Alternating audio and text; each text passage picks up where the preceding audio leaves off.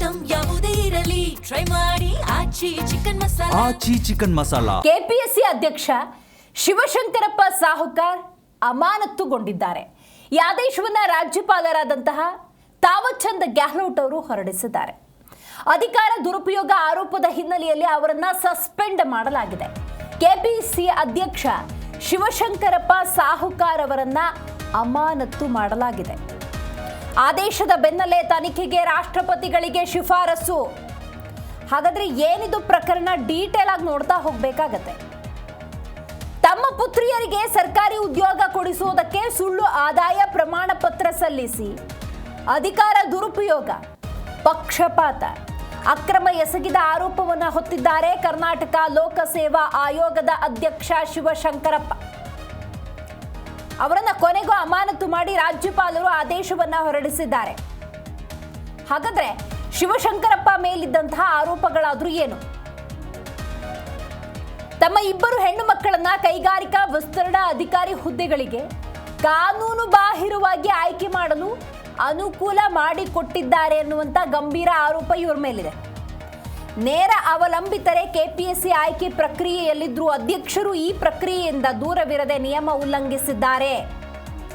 ಸುಳ್ಳು ಆದಾಯ ಪ್ರಮಾಣ ಪತ್ರದ ಆರೋಪ ನಿಯಮಿತ ಮಿತಿಗಿಂತ ಹೆಚ್ಚಿನ ಆದಾಯ ಇದ್ರೂ ಸಾಹುಕಾರ್ ಅವರ ಪುತ್ರಿಯೊಬ್ಬರು ತಮ್ಮ ಕೌಟುಂಬಿಕ ವಾರ್ಷಿಕ ಆದಾಯ ಕೇವಲ 40,000 ರೂಪಾಯಿ ಅಂತ ಹೇಳಿ ಸುಳ್ಳು ಘೋಷಣೆಯನ್ನು ನೀಡಿ ಆದಾಯ ಮತ್ತು ಜಾತಿ ಪ್ರಮಾಣವನ್ನು ಪಡೆದುಕೊಂಡಿದ್ದಾರೆ. ಅಂದರೆ ಡಾಕ್ಯುಮೆಂಟ್ ಸಬ್ಮಿಷನ್ ಸಂದರ್ಭದಲ್ಲಿ ಕೆಲವೊಂದು ದಾಖಲೆಗಳನ್ನು ಕೇಳ್ತಾರೆ. ತಮ್ಮ ಕುಟುಂಬದ ವಾರ್ಷಿಕ ಆದಾಯ ದುಪ್ಪಟ್ಟಿದ್ರೂ ಕೂಡ ಅವರು ಕೇವಲ ಮಿತಿ ಎಷ್ಟಕ್ಕೆ ಮಾಡಿದ್ದಾರೆ ಅಂತ ಹೇಳಿದ್ರೆ 40,000 ರೂಪಾಯಿ ಸುಳ್ಳು ಘೋಷಣೆ ನೀಡಿ ಆದಾಯ ಮತ್ತು ಜಾತಿ ಪ್ರಮಾಣ ಪತ್ರ ಪಡೆದುಕೊಂಡಿರೋದು. ಈ ಬಗ್ಗೆ ಹೆಚ್ಚಿನ ಡೀಟೇಲ್ಸನ್ನು ನಮ್ಮ ಪ್ರತಿನಿಧಿ ಪ್ರಸನ್ನ ನೀಡ್ತಾ ಹೋಗ್ತಾರೆ. ಪ್ರಸನ್ನ, ರಾಜ್ಯಪಾಲರಾದಂಥ ತಾವರ್ ಚಂದ್ ಗೆಹ್ಲೋಟ್ ಅವರು ಕೆಪಿಎಸ್ಸಿ ಅಧ್ಯಕ್ಷ ಶಿವಶಂಕರಪ್ಪ ಸಾಹುಕಾರ್ ಅವರನ್ನು ಅಮಾನತು ಮಾಡಿದ್ದಾರೆ. ಇವರ ಮೇಲಿರುವಂಥ ದೂರು ಈಗ ರಾಷ್ಟ್ರಪತಿಗಳಿಗೆ ತನಿಖೆಗೆ ಶಿಫಾರಸು ಮಾಡಿದ್ದಾರಲ್ಲ, ಇದ್ರ ಬಗ್ಗೆ ಏನು ಡೀಟೇಲ್ಸ್ ಇದೆ? ಈಗ ಇದು ಅತ್ಯಂತ ದೊಡ್ಡದಂತ ಡೆವಲಪ್ಮೆಂಟ್. ಯಾಕಂತಂದ್ರೆ ಕರ್ನಾಟಕ ಲೋಕಸೇವಾ ಆಯೋಗದ ಅಧ್ಯಕ್ಷ ಹುದ್ದೆಯಿಂದ ತಕ್ಷಣ ಅವ್ರನ್ನ ಅಮಾನತು ಮಾಡಿರುವಂತಹ ಆದೇಶವನ್ನ ಈಗ ಶಿವಶಂಕರಪ್ಪ ಸಾಹುಕಾರ್ ಅವರ ವಿರುದ್ಧ ಕ್ರಮವನ್ನ ರಾಜ್ಯಪಾಲರು ತೆಗೆದುಕೊಂಡಿರುವಂತದ್ದು. ಅದರಲ್ಲೂ ಕೂಡ ಇವರ ಮೇಲೆ ಮುಖ್ಯವಾದ ಒಂದು ಆರೋಪ ಏನಿತ್ತಂದ್ರೆ ಇವರ ಪುತ್ರಿಯರಿಗೆ ಇವರು ತಮ್ಮ ಅಧಿಕಾರವನ್ನು ದುರುಪಯೋಗ ಮಾಡಿಕೊಂಡು ಕೈಗಾರಿಕಾ ವಿಸ್ತರಣಾ ಅಧಿಕಾರಿ ಹುದ್ದೆಗಳಿಗೆ ಕೊಡಿಸ್ಕೊಟ್ಟಿದ್ದಾರೆ ಅನ್ನುವಂತ ಆರೋಪ ಇತ್ತು. ಅದಕ್ಕೆ ಸಂಬಂಧಪಟ್ಟಂತೆ ದಾಖಲೆಗಳು ಲಭ್ಯವಾಗಿತ್ತು. ಇದಕ್ಕೆ ಸಂಬಂಧಪಟ್ಟಂತೆ ಹಲವು ದೂರುಗಳು ಬಂದಿದ್ದ ಹಿನ್ನೆಲೆಯಲ್ಲಿ ಖುದ್ದು ಅವರು ಏನಾಗ್ತದೆ ಒಂದು ಪ್ರಕ್ರಿಯೆಯಲ್ಲಿ ಒಂದು ನೇಮಕಾತಿ ಪ್ರಕ್ರಿಯೆಯಲ್ಲಿ ಇವರು ತೊಡಗಿದ್ದ ಸಂದರ್ಭದಲ್ಲಿ ಅವರ ಕುಟುಂಬ ಸದಸ್ಯರು ಅಲ್ಲಿ ಭಾಗವಹಿಸ್ತಾ ಇದ್ದಾರೆ ಅಂದ್ರೆ ಆ ನೇಮಕಾತಿ ಪ್ರಕ್ರಿಯೆಯಿಂದಲೇ ಹಿಂದೆ ಸರಿಬೇಕಾದಂತಹ ಒಂದು ಅನಿವಾರ್ಯತೆ ಇರ್ತದೆ. ಆದ್ರೆ ಇವರು ತಮ್ಮ ಒಂದು ಅಧಿಕಾರ ದುರುಪಯೋಗ ಮಾಡಿಕೊಂಡು ಅವರ ಒಂದು ಪುತ್ರಿಯರಿಗೆ ಅವರು ಅನುಕೂಲ ಮಾಡಿಕೊಟ್ಟಿದ್ದಾರೆ ಅನ್ನುವಂಥದ್ದು. ಜೊತೆಗೆ ಅವರ ಪುತ್ರಿಯರಿಗೂ ಆದಾಯ ಪ್ರಮಾಣ ಪತ್ರ ಏನು ಕೊಟ್ಟಿದ್ದಾರೆ ಅದರ ಅಡಿನಲ್ಲಿ 40,000 ರೂಪಾಯಿ ಮಾತ್ರ ಆದಾಯ ಅಂತ ಘೋಷಿಸಿ ತಪ್ಪು ಮಾಹಿತಿಯನ್ನು ಕೊಟ್ಟಿರುವುದು ಅಲ್ಲಿ ಪತ್ತೆ ಆಗಿರುವಂತದ್ದು. ಮತ್ತೆ ಇಲ್ಲಿ 2002ರಲ್ಲಿ ಒಂದು ವಿಶೇಷವಾದಂತಹ ಒಂದು ಕಾನೂನು ಜಾರಿಗೆ ಬರ್ತದೆ. ಏನಂತಂದ್ರೆ ಈ ಕೆಪಿಎಸ್ಸಿ ನಲ್ಲಿ ಅಧ್ಯಕ್ಷರಾಗಿ ಏನು ಕೆಲಸ ಮಾಡ್ತಾರೆ ಅವರಿಗೆ ಹಿಂದುಳಿದ ವರ್ಗದ ಕೋಟಾದಡಿನಲ್ಲಿ ಮೀಸಲಾತಿ ಪಡೆಯಲು ಅರ್ಹ ಇರೋದಿಲ್ಲ ಎನ್ನುವಂತ ಒಂದು ನಿಯಮಾವಳಿ ಇದೆ. ಅದು ಕ್ರೀಮಿ ಲೇಯರ್ ಕೆಳಗಡೆ ಬರೋದಿಲ್ಲ ಅಂತ ಹೇಳಿ 33/2002ರಲ್ಲೇ ಸರ್ಕಾರಿ ಆದೇಶ ಆಗಿರುತ್ತೆ.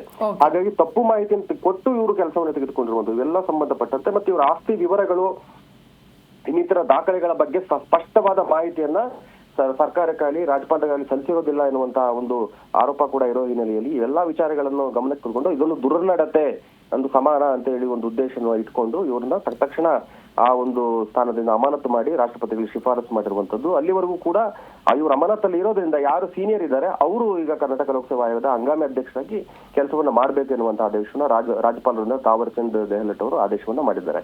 ಹಾಗಾಗಿ ಇವ್ರ ಮೇಲೆ ಆರೋಪಕ್ಕೆ ಸಂಬಂಧಪಟ್ಟಂತೆ ಈಗ ಆಕ್ಷನ್ ಆಗಿರುವಂತದ್ದು. ಇದಕ್ಕೆ ಸಂಬಂಧಪಟ್ಟಂತೆ ಹಿಂದೆ ಕೂಡ ಇವರ ವಿರುದ್ಧ ಹಲವು ಅಕ್ರಮಗಳ ಸಂಬಂಧಪಟ್ಟಂತೆ ಜಿ ಕನ್ನಡ ನ್ಯೂಸ್ ನಲ್ಲೂ ಕೂಡ ಹಲವು ವರದಿಗಳ ಪ್ರಸಾರ ಆಗಿರೋದು ತಾವು ನೋಡಬಹುದು.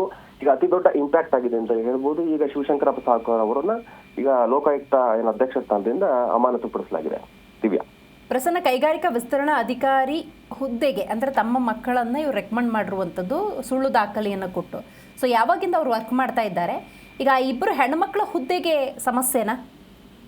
ಖಂಡಿತವಾಗ್ಲೂ ಅವ್ರ ಹೆಣ್ಮಕ್ಳ ಹುದ್ದೆಗೆ ಸಂಬಂಧಪಟ್ಟಂತೆ ಅದೇ ಯಾವುದೇ ನೇಮಕಾತಿಗಳು ನಡೆಯುವ ಸಂದರ್ಭದಲ್ಲಿ ಅಭ್ಯರ್ಥಿಗಳ ವಿರುದ್ಧವಾಗಿ ಯಾವುದೇ ದೂರುಗಳು ದಾಖಲಾದರೆ ಆ ಒಂದು ಸಂದರ್ಭದಲ್ಲಿ ಕೆಪಿಎಸ್ಸಿಗೆ ಒಂದು ಅಧಿಕಾರ ಇರುತ್ತೆ. ಅವ್ರನ್ನ ಆ ಸ್ಥಾನದಿಂದ ತೆಗೆದು ಹಾಕುವಂತಹ ಅದನ್ನ ಆ ಒಂದು ನೇಮಕಾತಿಯಿಂದನೇ ಕೈ ಬಿಡುವಂತಹ ಅಧಿಕಾರ ಕೆಪಿಎಸ್ಸಿಗೆ ಇರುತ್ತೆ. ಆ ಹಿನ್ನೆಲೆಯಲ್ಲಿ ಇವರಿಗೆ ಸಂಬಂಧಪಟ್ಟಂತೆ ಏನು ಇವ್ರಿಗೆ ಹುದ್ದೆ ಕೊಟ್ಟಿದ್ದಾರೆ ಆ ಹುದ್ದೆಗಳಿಂದ ಈಗಾಗಲೇ ತೆಗೆದುಹಾಕುವಂತ ಪ್ರಕ್ರಿಯೆಗೆ ಈಗ ಚಾಲನೆ ಸಿಗುತ್ತೆ. ಇವ್ರನ್ನ ಹೇಗೆ ಇವ್ರ ಅಧ್ಯಕ್ಷನ ಅಮಾನತು ಮಾಡ್ತಾರೆ, ಹಾಗೆ ಅವರ ಒಂದು ತಪ್ಪು ಮಾಹಿತಿಯನ್ನ ನೀಡಬಾರ್ದು.